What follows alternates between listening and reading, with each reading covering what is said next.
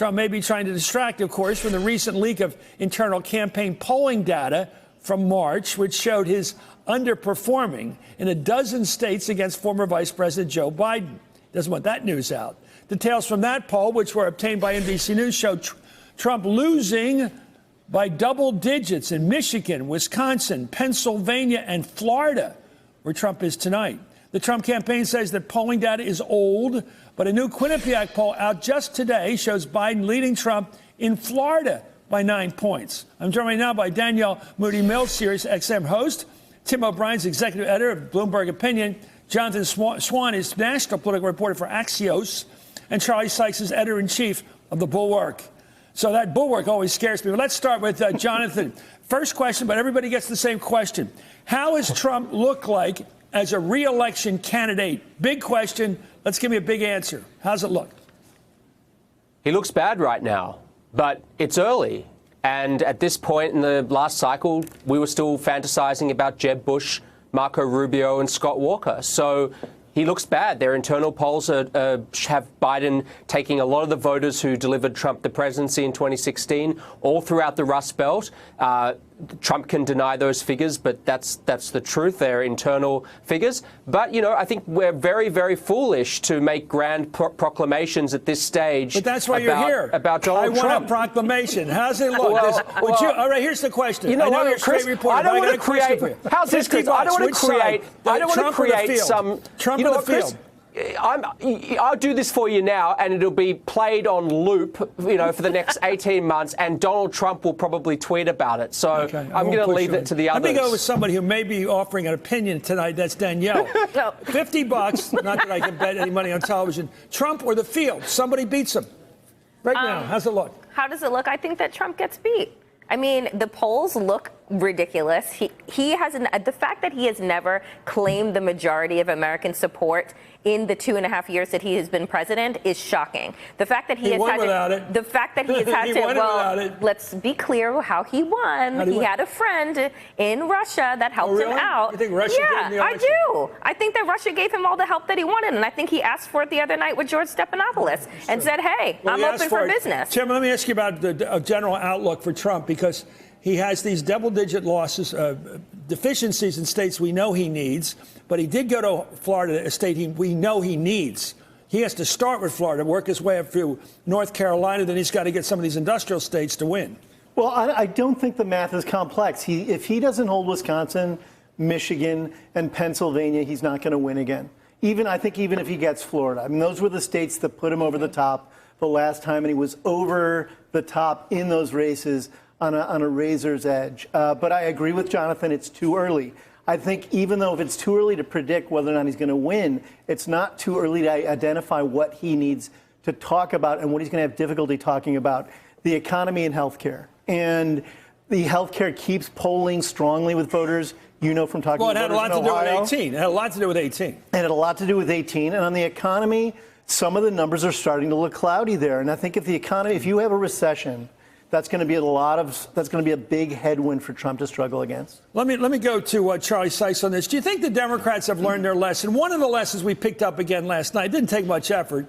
People don't like being overlooked. And so there's people living out in states like, AAA, AA baseball towns, middle-sized towns of 100,000. They felt that Hillary, well, they're right, Hillary didn't come there. It's as basic as basic politics. Show up and ask for the vote. Do you think the Democrats have learned the lesson that they're going to beat Trump? First thing I'd do is go to little towns like Erie, Pennsylvania a couple times, Dayton a couple times, and show you're respectful of those voters. Do they know that? And listen to what they're actually, listen to what they are actually saying. Yeah. Well, look, yes, and I think that Donald Trump is in trouble. There's no question about it. But I think his re-election chances are better than they look right now, not just because it's early, but here's somebody, remember how underwater he was in 2016? He knows he doesn't have to win the election. He has to have the Democrats lose the election, and they are giving him Oppo research every single day. I think that the health care issue ought to be a slam dunk for the Democrats. But there are polls out now showing that really nobody understands what do Democrats mean when they say Medicare for all. Do you get to keep your private insurance? Will you get to? Will there be an option? What's nobody the Oppo? really knows. You've entranced me.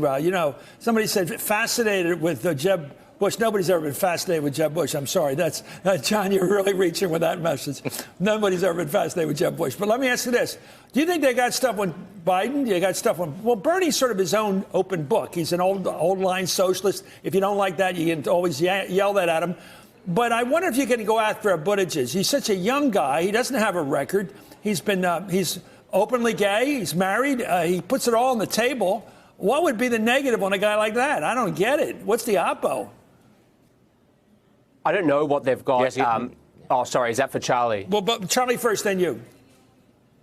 Well, look, I mean, we watched these guys over the last 2 years. They will come up with something on each and every one of these candidates. This is one of the benefits of having an alternative reality and an incredible echo machine out there to be able to do that. And, you may have this on two tracks. You may have, the Trump campaign saying we're not going to go after Pete Buttigieg's personal life, and then a massive below-the-radar screen campaign among evangelical Christians to smear him.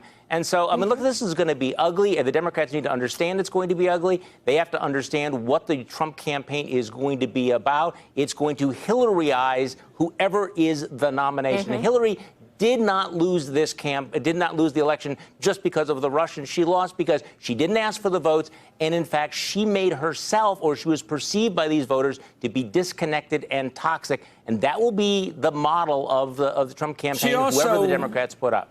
Charlie, she also suffers from reality.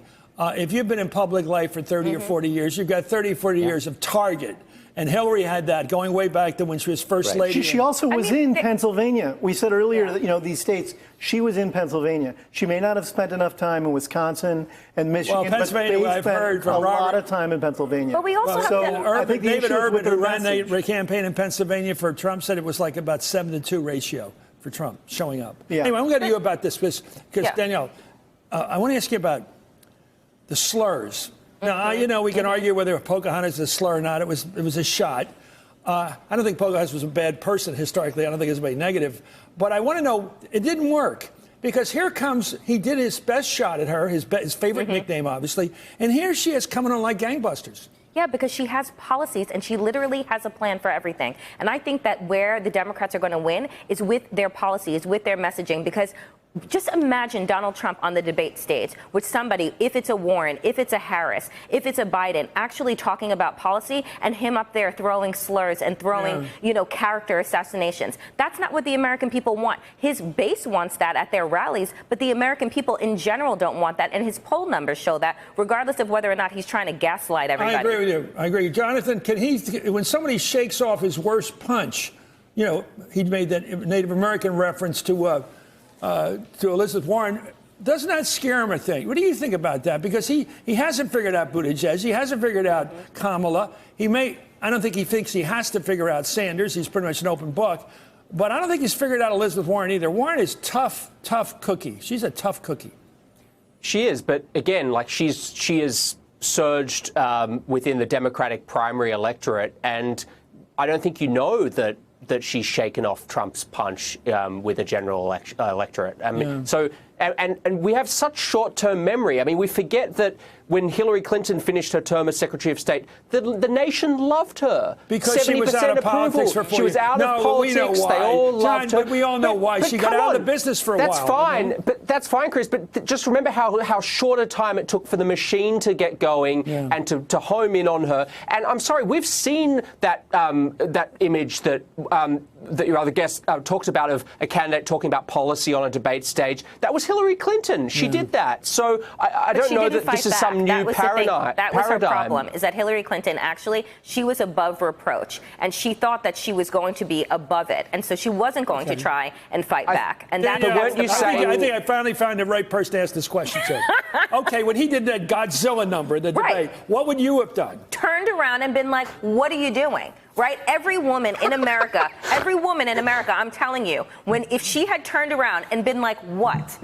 right? I'm actually speaking. Every woman in America would have applauded at that moment. She wrote it in her book that that was one of her biggest mistakes, that she did not confront him and turn around and say, what are you doing? He was stalking her on the stage. I knew you were right. Anyway, when you asked the question, thank you. Hey there, I'm Chris Hayes from MSNBC. Thanks for watching MSNBC on YouTube. If you want to keep up to date with the videos we're putting out, you can click subscribe just below me or click over on this list to see lots of other great videos.